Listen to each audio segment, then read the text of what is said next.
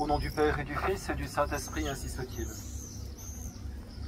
Eh bien, chers frères, c'est vraiment une joie de vous retrouver après le pèlerinage de l'an dernier. Nous venons simplement, certainement dans notre cœur, avec beaucoup de choses à demander à Sainte Jeanne d'Arc. Et en particulier, je crois que tous, nous venons lui demander cette vertu d'espérance dont nous avons tant besoin dans le monde présent. Et c'est donc tout spécialement cette vertu dont nous voudrions vous parler maintenant, vertu d'espérance, vertu de Sainte Jeanne, vertu qu'elle incarne, j'oserais dire, parmi tous les saints français. Quand est-ce que Sainte Jeanne d'Arc a commencé à espérer? Eh bien, comme nous tous, Sainte Jeanne d'Arc a commencé à espérer le jour de son baptême, le 6 janvier 1412, quand le jour de sa naissance, elle a été également baptisée. Pourquoi? Eh bien, parce que, comme vous le savez, mes bien chers frères, c'est le jour de notre baptême, quand Dieu nous donne la vie surnaturelle, que toutes les vertus théologales et cardinales sont infusées dans notre âme. Sainte Jeanne a commencé à espérer comme nous le jour de son baptême. Et comment son espérance s'est-elle développée? Eh bien, son espérance s'est développée comme nous, comme le bon Dieu le veut, à partir du moment où elle a eu ensuite l'âge de raison et qu'elle a commencé à poser des actes d'espérance en Dieu. Espérance du ciel et espérance des secours que Dieu nous donne tout au long de notre vie pour pouvoir sauver nos âmes. Alors, je voudrais maintenant essayer d'expliquer un petit peu comment s'est développée la vertu d'espérance d'une façon extraordinaire et héroïque dans la vie de Jeanne. Et après avoir fait ce petit exposé historique, je voudrais ensuite montrer quelles sont les leçons que nous avons à tirer pour notre vie présente de l'exemple de l'espérance de Sainte Jeanne d'Arc. Et enfin, de donner quelques avis, quelques conseils pour cette situation dans laquelle nous nous trouvons. Donc, à partir du moment où Jeanne atteint l'âge de raison, à partir du moment où elle est en âge de communier, Dieu va commencer, comme il le fait en chacun d'entre nous, et avant que nous n'ayons à parler des voix de Jeanne, de ses apparitions, entre l'âge de 6 ans et de 13 ans, Sainte Jeanne va commencer à croître dans les vertus, et en particulier grâce aux actes d'espérance qu'elle fera. Et certainement, comme elle nous est décrite, petite déjà dans sa piété, dans l'amour qu'elle avait de cette église que nous allons visiter cet après-midi, elle est là, elle prie dans l'église et elle exprime avec son cœur d'enfant à notre Seigneur Jésus-Christ, à la très sainte Vierge Marie, de belles prières, des prières très pures où elle exprime sa volonté d'aller au ciel, puisqu'elle a appris au catéchisme que les hommes avaient été créés pour aller au ciel, et elle exprime aussi à Dieu la confiance qu'elle a dans la grâce, c'est-à-dire dans les secours que Dieu ne manque pas de donner aux hommes tous les jours de leur vie, pour pouvoir accomplir fidèlement leur devoir d'État, mettre les pas qui sont les leurs dans les pas de Dieu, pour pouvoir aller au ciel. Mais voilà que maintenant, Jeanne a 13 ans. Et comme vous le savez, mes bien chers frères, nous sommes cette année au 600e anniversaire, 1425-2025, au 600e anniversaire de l'année où Jeanne a entendu pour la première fois ces voix, c'est-à-dire Saint Michel, Sainte Marguerite et Sainte Catherine. Et voilà qu'elle entend ces voix et qu'elle se trouve confrontée petit à petit, entre l'âge de 13 ans et l'âge de 17 ans, pendant une durée d'à peu près 4 ans, à cette immense épreuve pour une petite jeune fille de la campagne, eh bien, qui lui précise une mission exceptionnelle pour laquelle Dieu l'a créée et pour laquelle Dieu l'a destinée. Quand j'avais 13 ans, dit Jeanne, j'eus une voix venant de Dieu pour m'aider à me gouverner. Et d'abord, effectivement, Saint Michel va lui préciser comment se gouverner, elle. Et mes bien chers frères, je vous demande de retenir ce mot, parce que la première chose que Dieu nous demande dans notre vie, c'est de nous gouverner nous-mêmes par la raison éclairée par la foi. Mais se gouverner soi-même en vue d'autre chose, et pour elle, c'est en vue d'accomplir cette mission que vous connaissez au moins dans ces grandes lignes, absolument prodigieuses, de relever la France et de conduire le dauphin qui doute de lui à Reims. L'espérance de Jeanne, vous le comprenez mes bien chers frères si vous réfléchissez, est mise à rude épreuve, car cette fois-ci, il lui est demandé quelque chose d'absolument surhumain, d'absolument divin, et de croire que Dieu l'appelle, elle, la petite fille de Lorraine, à une tâche absolument considérable. Et Jeanne va être obligée, pour pouvoir répondre à ce que Dieu lui demande, de ne plus faire confiance à ses forces à elle, mais de faire confiance aux forces que Dieu va lui donner pour pouvoir accomplir sa mission. De telle manière que lorsque Saint Michel, Sainte Marguerite et Sainte Catherine lui demandent, alors qu'elle a maintenant 17 ans, de partir, va, fille de France, va, fille au grand cœur, pars sur les routes. Eh bien, Jeanne va accepter sa mission et elle va commencer à être reconnue et à devenir ce personnage public, ce personnage au retentissement national et même international. Partout dans l'Europe, on parle d'elle. Le pape sait qui est Jeanne d'Arc. Et elle va devoir convaincre de l'espérance qui est en elle. Elle va devoir convaincre d'abord à Vaucouleurs Baudricourt pour qu'il accepte de la faire partir en mission avec des soldats. Elle va devoir convaincre ses pauvres parents qui n'ont rien su des voix qu'elle avait entendues. Elle va devoir convaincre, plus difficile encore, le dauphin qui doute de lui. Elle va devoir convaincre les théologiens, les évêques et les juges qui sont réunis à Poitiers. Elle va devoir convaincre les chefs des armées et tous les soldats, ces milliers de soldats, qui vont devoir accepter qu'on leur donne comme généralissime une jeune fille de 17 ans.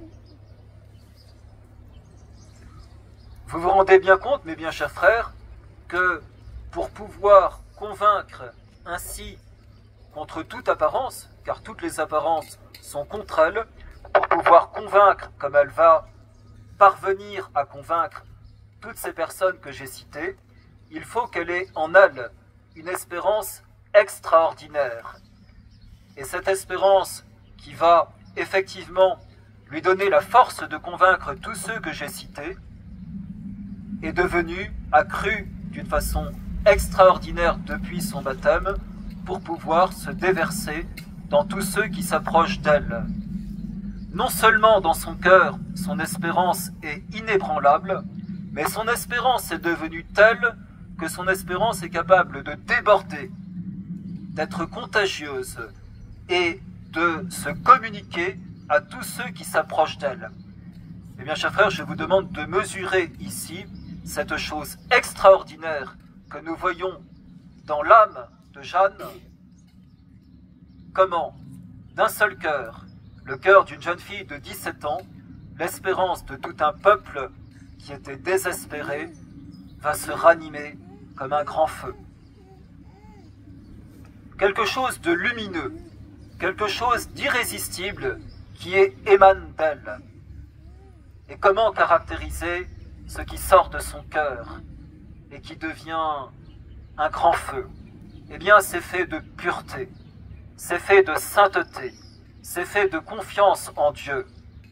Elle emporte toutes les adhésions parce que déjà elle est sainte et c'est sa sainteté qui convainc bien plus encore que sa parole. Voilà ce qu'elle dit par exemple à Dunois.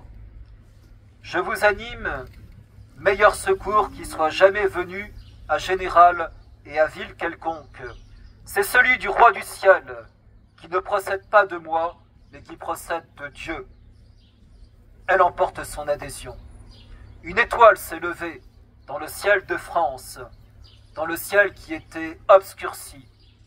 Étoile magnifique, comme celle du 6 janvier, dont la course l'amènera à Reims pour le triomphe du dimanche 17 juillet 1429. Conviction que Jeanne sait si bien dire, avec des mots que nous retenons, tellement ils expriment son âme. Par exemple, au duc d'Alençon. Le duc d'Alençon exprimera, lui qui était si proche de Jeanne, c'est par miracle, plus que par la force des âmes, qu'on en peut venir à bout, qu'on en est venu à bout, dit-il à propos du siège d'Orléans. Et Jean Dolon, son bon page de dire « Tous les faits de la pucelle me semblaient plus des faits divins et miraculeux qu'autrement. Il était impossible à une si jeune pucelle de faire de telles œuvres sans le vouloir et conduite de notre Seigneur Jésus-Christ. » Mais, mes bien chers frères, voilà que Jeanne, maintenant, a conduit le dauphin à Reims. Il n'est plus simplement le dauphin, il est le roi de France. Et à ce moment-là, commencent les mystères douloureux de la vie de Jeanne.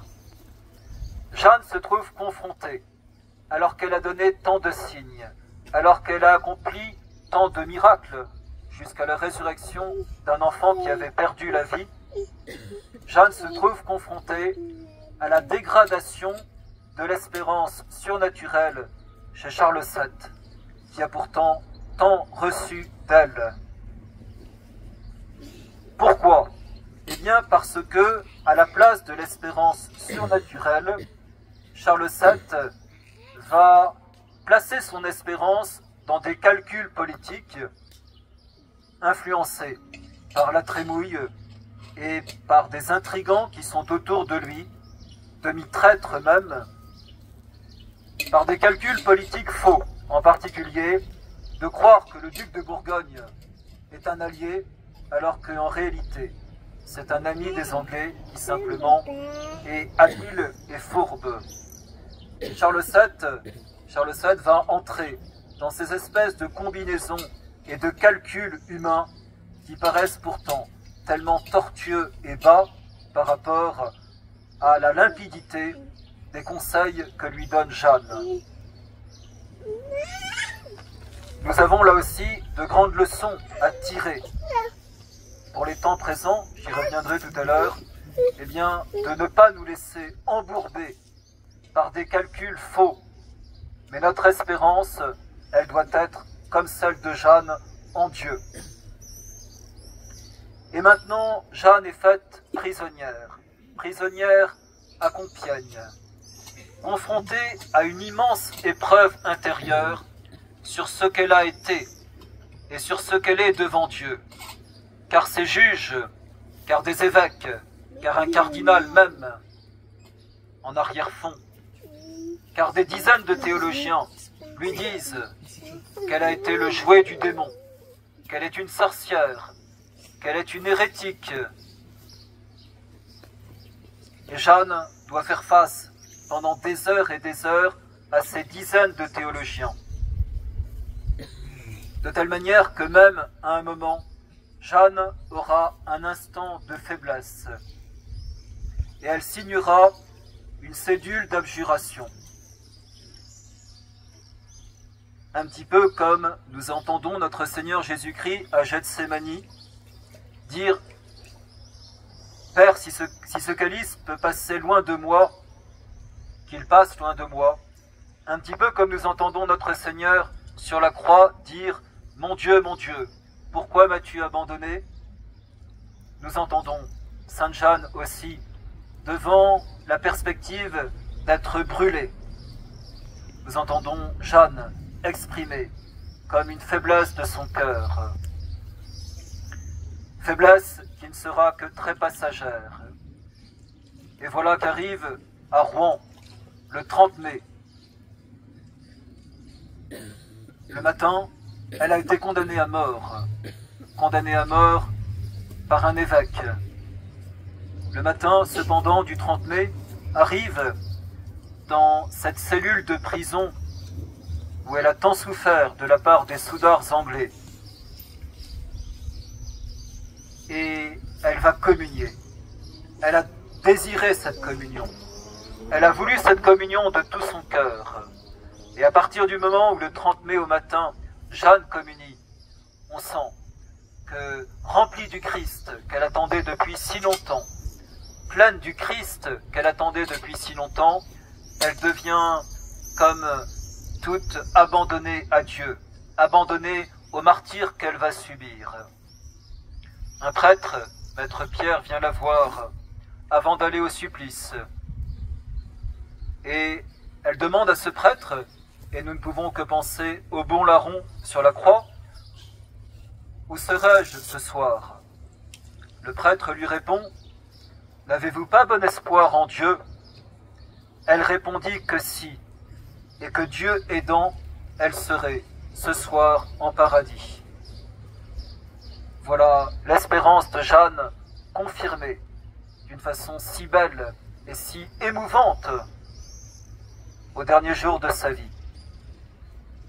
Et vous savez quelle scène, chers amis, chers fidèles, vous savez comment, eh bien, ce 30 mai, alors qu'elle est coiffée d'une espèce de mitre qu'on mettait aux condamnés à mort, et sur cette mitre était écrit qu'elle était hérétique, idolâtre, relapse, comme notre Seigneur portait une couronne d'épines. Et c'est entouré de 800 soldats. Il n'en fallait pas moins, pensaient les Anglais, pour pouvoir la garder. Entourée de 800 soldats, qu'elle va monter sur l'échafaud qui est dressé devant elle, immense échafaud. Une foule de 10 000 personnes est autour du bûcher. Et Jeanne va monter, sans trembler.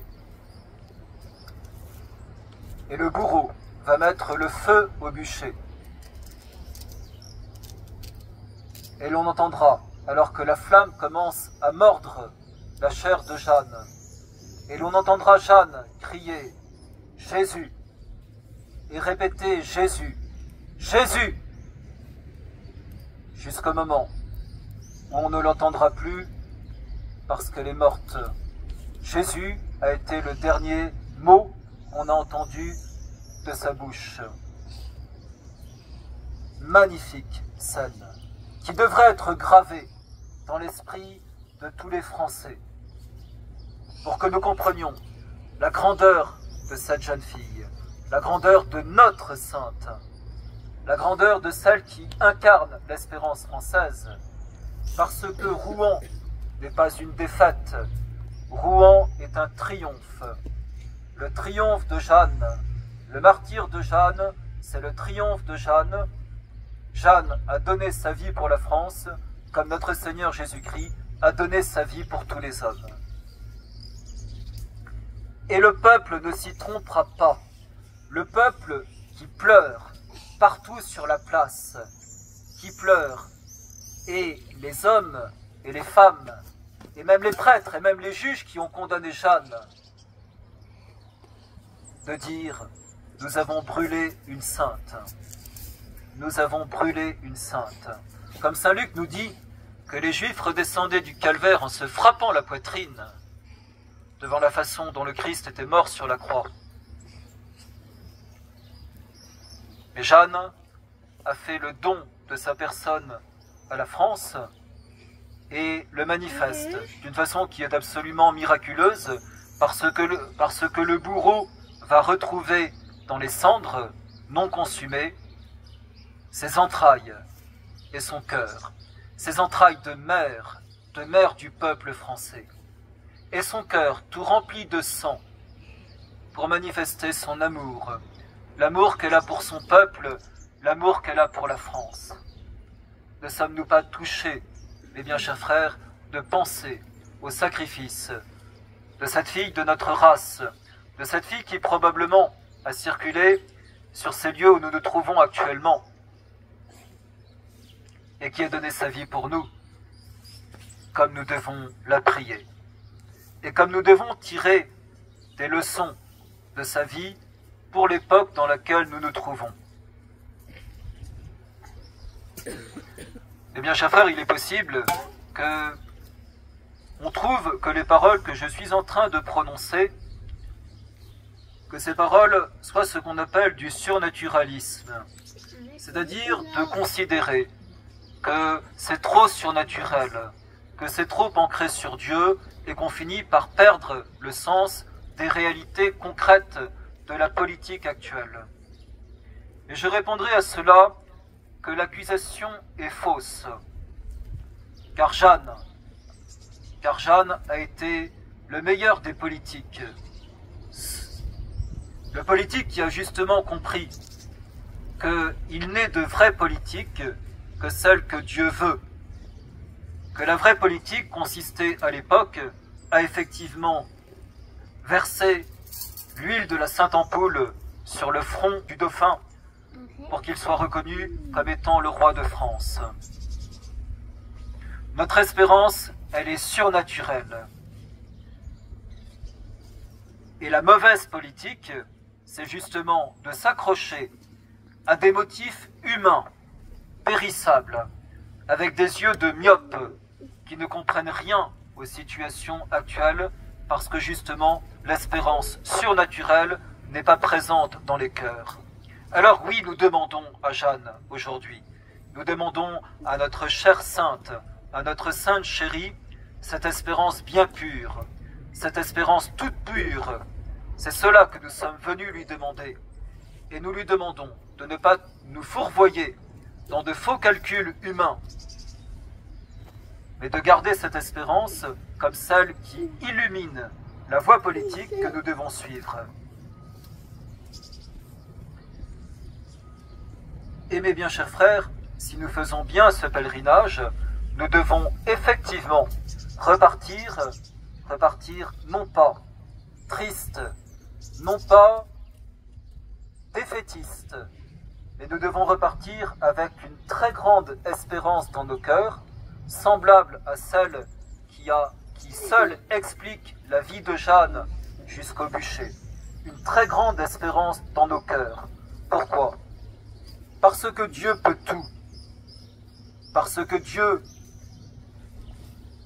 qui est venu sur la terre pour sauver les hommes, veut aujourd'hui encore nous sauver. Dieu n'a pas mis un terme à sa miséricorde tant que le jugement dernier n'est pas arrivé. Dieu veut nous sauver.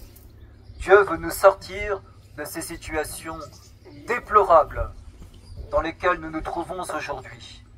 Cependant, ainsi que l'a dit le cardinal Pi, le problème des temps présents, il parlait au XIXe siècle, que dirait-il aujourd'hui? On veut la guérison sociale sans la profession sociale. Or, c'est à ce prix. Or, à ce prix, Jésus-Christ tout-puissant qu'il est, ne peut pas opérer notre délivrance, tout miséricordieux qu'il est, ne peut pas exercer sa miséricorde. Qu'est-ce que cela signifie? Cela signifie que si nous n'avons pas cette adhésion profonde à Jésus-Christ, par la foi, par l'espérance, par la charité, par les vertus théologales, nous ne sommes pas dans les conditions psychologiques, dans les conditions religieuses qui permettent à Dieu de venir nous aider. En mai 1939, quelqu'un que beaucoup connaissent au moins de nom, Jean Housset, le fondateur de la Cité catholique, allait visiter un agnostique célèbre, Charles Maurras. Et dans cette visite, Jean Housset venait proposer à Maurras de l'aider pour la formation des cadres de l'Action française. Et Maurras déclina l'invitation, mais dit cependant à Housset: si vous êtes catholique, c'est un agnostique qui parlait à ce moment-là, si vous êtes catholique, ne le soyez pas à moitié. Si vous êtes catholique, ne le soyez pas à moitié. Il me semble que c'est la grâce que nous devons demander à Sainte Jeanne d'Arc aujourd'hui. Eh bien, chers frères, si nous sommes catholiques, nous ne devons pas être catholiques à moitié. Nous devons être catholiques complètement, dans notre extérieur comme dans notre intérieur. Nous devons compter sur Dieu et non pas sur nos forces humaines. Et nous devons vouloir très résolument tout établir, tout construire sur notre Seigneur Jésus-Christ, pour notre Seigneur Jésus-Christ. Ne rien vouloir d'autre dans notre vie que notre Seigneur, que Dieu, car nous sommes faits pour lui, car l'homme est fait pour Dieu comme l'oiseau pour voler. Et c'est dans toute cette mesure où nous aurons cette trajectoire bien comprise devant nous, cette perspective bien surnaturelle, que oui, mes bien chers frères, notre espérance sera fondée. Oui, mes bien chers frères, nous accomplirons quelque chose, c'est certain, selon des voies que je ne connais pas plus que vous, mais j'ai cette certitude aussi grande, si c'était possible, que celle de Jeanne, quand elle s'est élancée de vos couleurs sur son cheval, accompagnée de 6 soldats, que oui, elle amènerait le dauphin jusqu'à Reims, et que oui, la France serait sauvée, et que le bénéfice du salut de la France profiterait à la chrétienté. Voilà toute chose, mes bien chers frères, que nous devons méditer dans nos cœurs, que nous devons retourner dans nos cœurs de toutes les façons possibles, pour que nous en soyons pénétrés. Pourquoi cela est si important? Eh bien pour que, revenus chez nous, confrontés au monde, confrontés aux médias, nous ne nous laissions pas de nouveau ronger par l'incrédulité, par le laïcisme, ou bien par tous ces catholiques, à moitié catholiques, qui pensent au calcul humain et qui laissent de côté cette voie divine que le bon Dieu veut pour nous. Ô très sainte Vierge Marie, comme nous demandons cette grâce pendant cette messe, et spécialement à la communion, pour tous ceux qui sont présents ici. Et vous, notre Jeanne chérie, vous qui avez arpenté ces lieux, comme nous vous demandons de déposer dans le cœur de tous les pèlerins qui sont là, présents à cette messe, et peut-être aussi de tous ceux qui auraient voulu venir, et même de tous les Français, nous vous demandons de bien vouloir déposer dans leur cœur cette espérance qui était en vous. Comme vous avez fait déborder l'espérance de votre cœur sur le Dauphin, sur tous les habitants d'Orléans et sur tous les Français, nous vous en prions, Sainte Jeanne d'Arc, communiquez votre espérance aux Français du XXIe siècle, au nom du Père et du Fils et du Saint-Esprit, ainsi soit-il.